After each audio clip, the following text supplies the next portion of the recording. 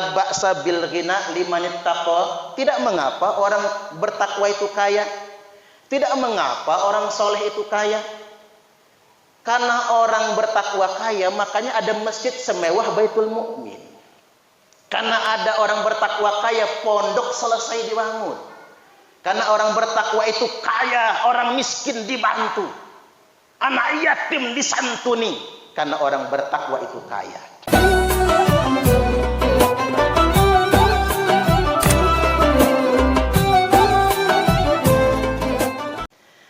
Baik Bapak Ibu, pada kesempatan kali ini saya hendak menyampaikan satu hadis. Sederhana saja materinya, jangan berat-berat. Rasulullah sallallahu alaihi wasallam telah bersabda, "At-tala'tu fil jannati fara'aitu aktsara ahlihal fuqara." Aku diajak kunjung ke surga, kata Nabi.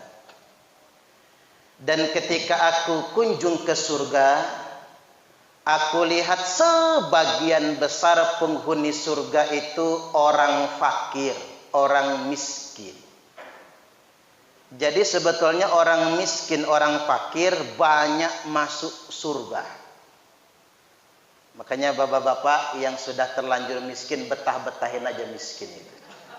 Ya betah-betahin saja. Wong ahli surga banyaknya orang miskin nantinya. Nah orang kaya belakangan masuk surganya. Ini yang saya bikin cemas. Ayah Haji Dasril kan kaya soalnya. Saya khawatir belakangan masuk surganya itu. Coba nanti saya kasih clue-nya lah, biar beliau masuk surganya lebih dulu daripada kita. Allahumma amin, amin ya rabbal alamin. Jadi sebagian besar kata Nabi penghuni surga itu orang fakir, orang miskin. Makanya Nabi lebih memilih hidup miskin daripada kaya. Makanya Nabi pernah sholat, ketika beliau ruku kertak, ada suara berbunyi di perutnya. Ketika bangun dari ruku i'tidal keretuk, ketika sujud kertak keretuk. Ditanya oleh Abu Bakar dan Umar radhiyallahu anhuma, ada apa ya Rasul? Nabi buka bajunya, dilihat perutnya dikemben itu Pak. Dikemben ada 3 butir batu di perutnya. Karena Nabi sudah beberapa hari tidak makan. Subhanallah. Makanya kalau kita ketiban nggak kebeli beras, rasa lapar tak tertahankan, contoh Nabi. Ambil 3 butir batu, taruh di perut. Kata Umar, kami punya beras ya Rasul, kami punya roti, punya makanan. Mengapa engkau tidak meminta kepada kami? Nabi tersenyum.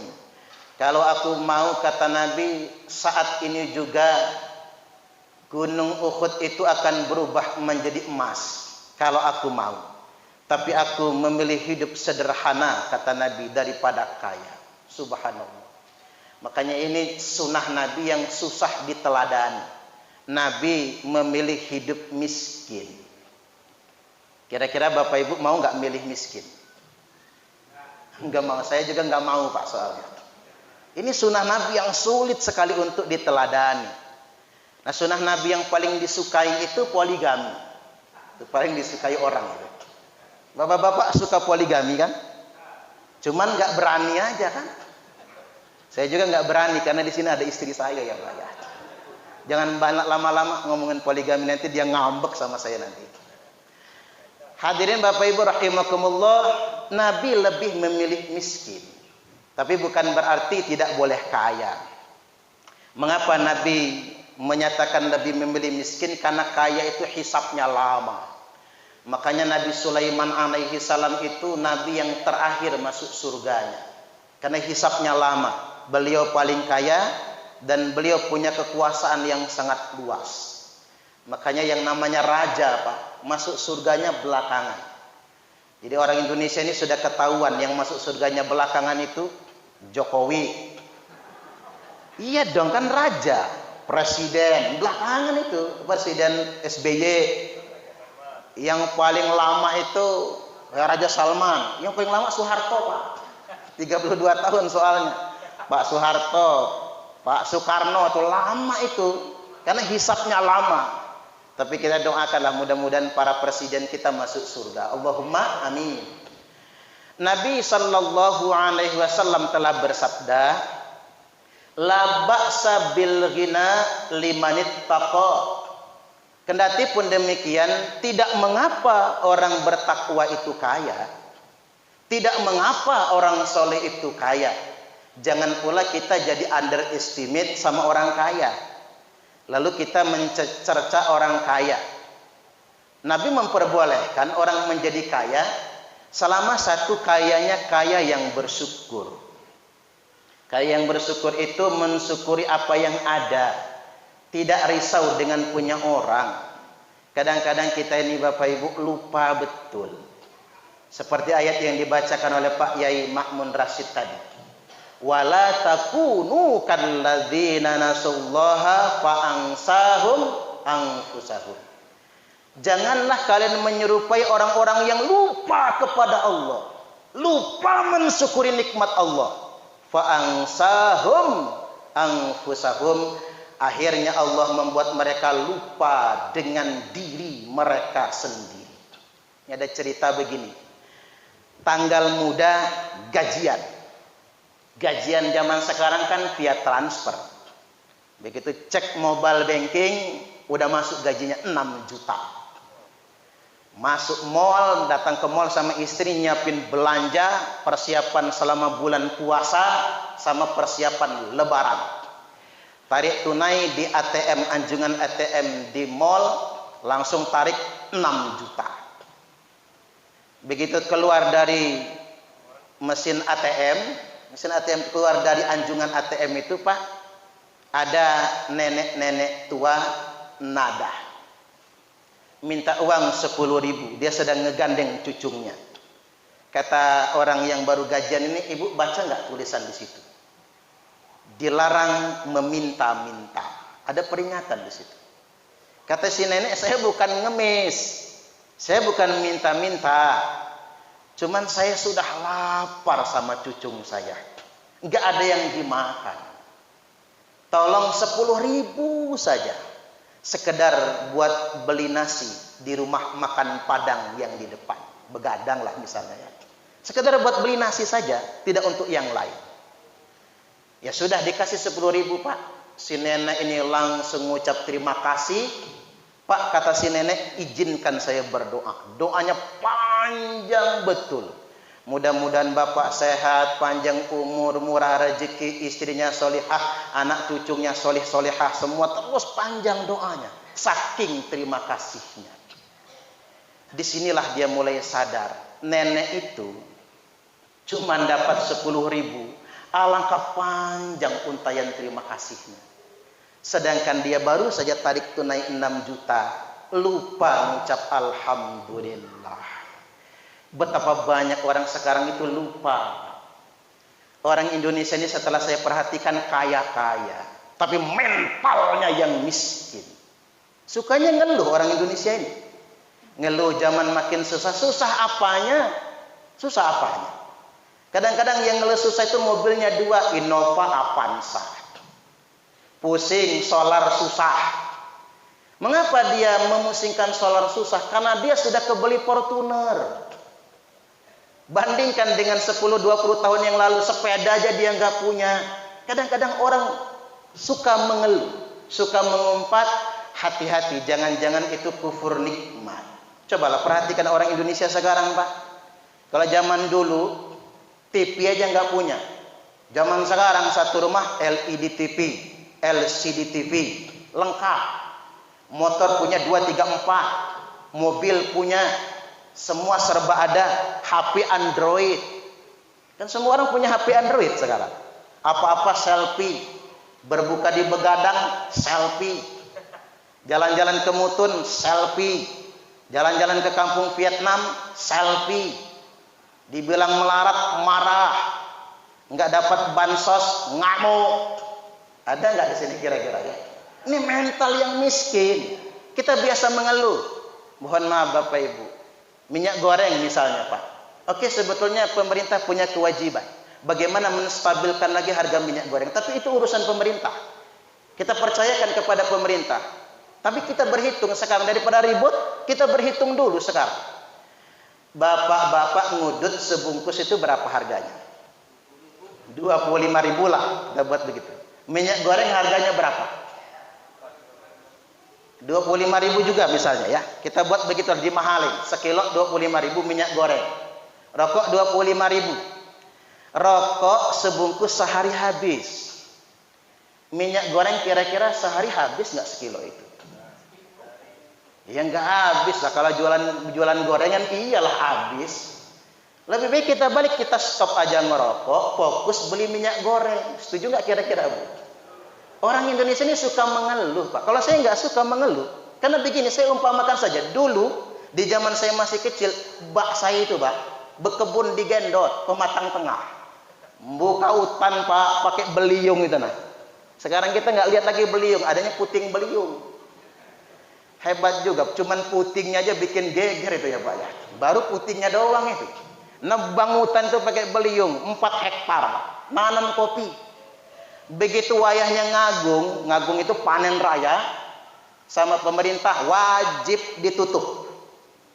Nangis darah petani, minta tolong dipanen dulu, karena sudah merah kopi itu. Nggak bisa. Kalau masih ngotot dibedil, nyerahkan Pak. Di Gendot sana itu, kalau dapat gusuran, kalau zaman sekarang dapat gusuran, digusur Bandara Raden Intan, luar biasa. Dapat gusuran apa, jalan tol, saya cuman ngayal aja, bisa nggak ya? Ada jalan tol kedua lewat rumah saya ya Pak ya, biar dapat gusuran. Jadi kita ini jangan suka membanding-bandingkan zaman, tapi tidak proporsional. Perbanyak bersyukur. Saya kembali ke hadis tadi, la ba'sa bil ghina liman ittaqa. Tidak mengapa orang bertakwa itu kaya. Tidak mengapa orang soleh itu kaya. Karena orang bertakwa kaya, makanya ada masjid semewah Baitul Mukmin. Karena ada orang bertakwa kaya, pondok selesai dibangun. Karena orang bertakwa itu kaya, orang miskin dibantu. Anak yatim disantuni. Karena orang bertakwa itu kaya. Enggak masalah. Bahkan itu potensi yang besar di tengah-tengah umat Islam. Walaupun Nabi ingatkan, as-sihhatu liman ittaqa khairum minal ghina. Sehat bagi orang yang bertakwa itu lebih baik daripada kaya. Iya juga ya Pak.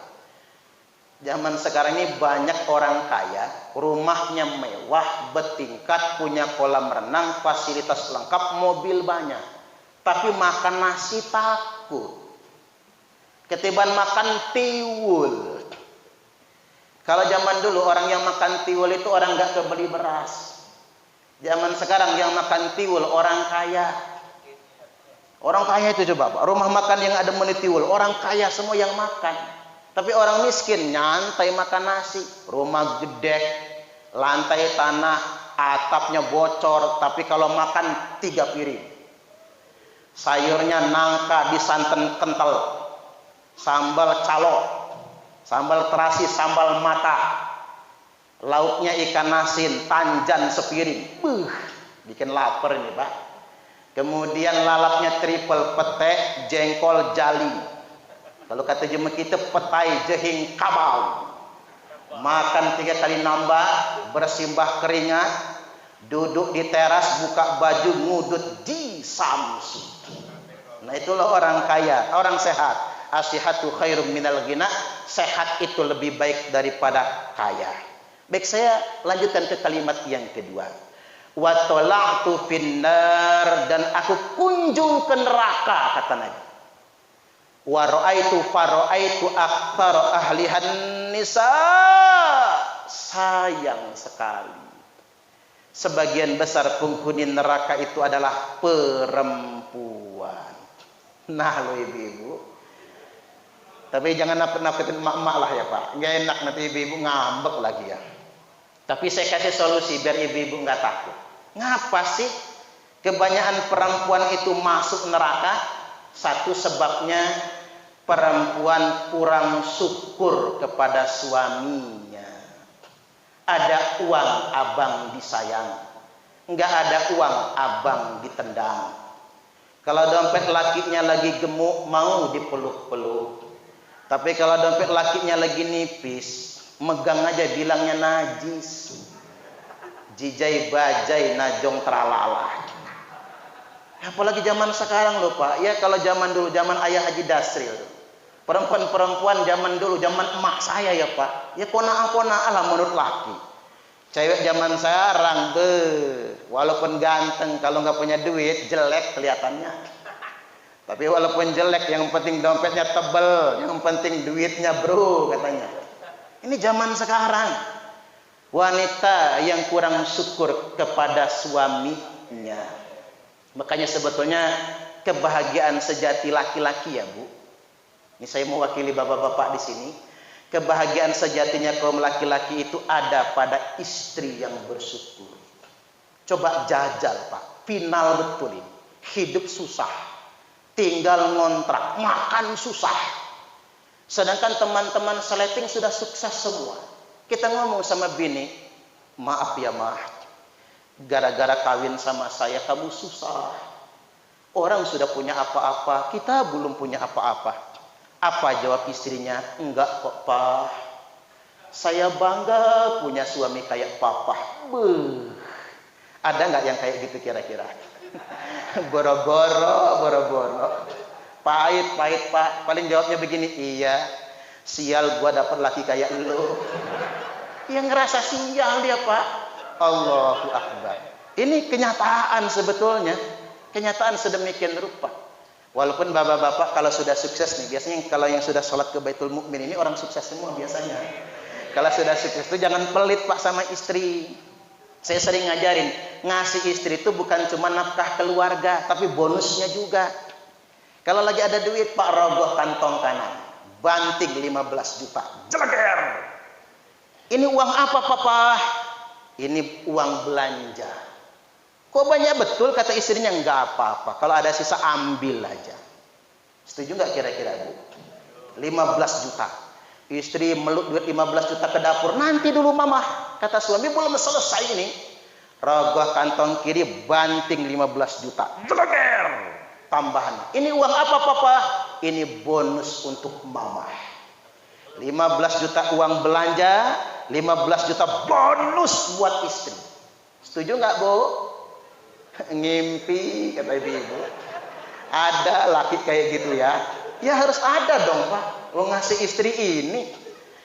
Jadi yang pertama, yang kedua, mengapa perempuan banyak masuk neraka? Karena wanita durhaka, tidak taat kepada suami. Makanya kalau kata ibu saya, perempuan itu paling gampang masuk surga, tinggal taat kepada suami. Perempuan itu paling gampang masuk neraka, tinggal ngelawan suami. Suami lagi tidur Bu, sepak palanya. Gratis masuk nerakanya. Gak usah bayar kapelingan di neraka itu. Ini jajal aja, buktikan. Yang ketiga, mengapa wanita banyak masuk neraka? Wamro'atun batat wa zawjuha sakhitun 'alaiha. Wanita yang tidur di malam hari. Nah, ini ibu-ibu tidur nggak kalau malam ya? Wanita yang tidur di malam hari, yang suaminya ngambek sama istrinya.